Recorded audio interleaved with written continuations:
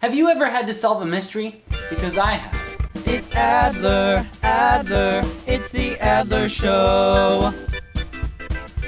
Now this tale dates back to when I was a 12-year-old boy at scout camp. I was having a pretty good time that week, getting my camping merit badge, my canoeing merit badge, my tomahawk throwing merit badge, all the important stuff you need to know in life. Tuesday evening of that week, I was roasting some s'mores with a couple of my friends when one of the scout leaders came and sat down next to us. He didn't say anything, but by the look on his face we could tell something was awry. So we asked what was up and he said, "Oh, it's nothing." Typical response, so we inquired further and he told us, one of the camp counselors just told me a story that kind of freaked me out, but I won't bother you guys with it. Of course that made us want to know the story even more, but he refused to tell us, leaving us to go to bed without a bedtime story. The next morning at breakfast, both our scout leader and our scout master were eating their food with somber faces. I asked our scout leader if he had told our scout master the story, and he said yes, which just drove me and my friends completely bonkers. We bugged him all day until he caved that evening, and he told us the tale of Horrible Horris. Apparently Horrible Horris was this really mean camp cafeteria guy who would always spit in the mashed potatoes and sneeze on the green beans.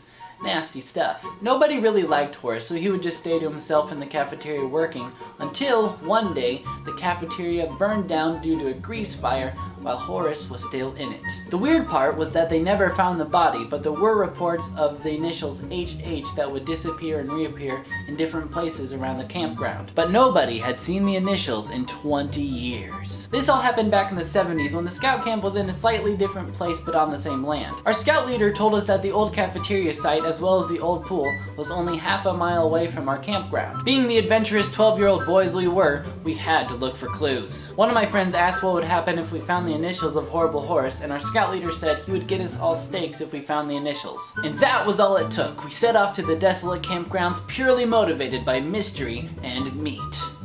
We came upon the old pool, which was now a mossy and overgrown pond. This is when we knew everything was legit. So we all searched around for the initials, and after about half an hour, we found the initials, HH, in the cement right next to the pool. We got our scout leader and proudly showed him that we had found the initials. He was quite amazed by our accomplishment, especially since he had made the whole story up. I'm guessing those were the initials of whoever constructed the pool, but you never know. And in the end, we got our steaks. What a happy ending. Story time is my favorite. Well, I now must go, so until next time, stay awkward.